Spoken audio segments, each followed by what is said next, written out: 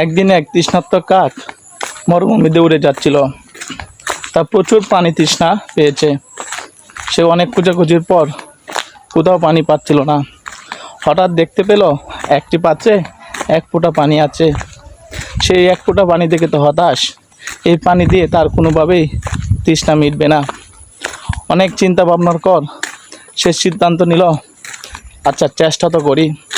যখনই সে পানি ফোঁটা টুট দিয়ে তুলতে গেল, আশ্চর্যের বিষয় হলো পানির ফোঁটাটি পড়ে গেল শুকনো এই মরুভূমি পাকা এক স্থানে, যেখানে ছিল ছোট্ট একটা বীজ। সে বীজের গায়ে পড়ল। বীজটির অঙ্কুরোদ্গমের শক্তি বাড়ল। পরবর্তীতে একটি ছোট গাছ হলো। কিছুদিন পর ওই গাছটি অনেক বড় হলো। অনেক পাখির আশ্রয়স্থল হয়ে গেল এই গাছটি।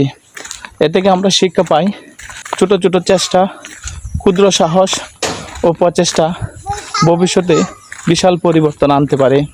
তাই আমরা কোনো কাজকে ছোট মনে করব না, সকলেই চেষ্টা করব।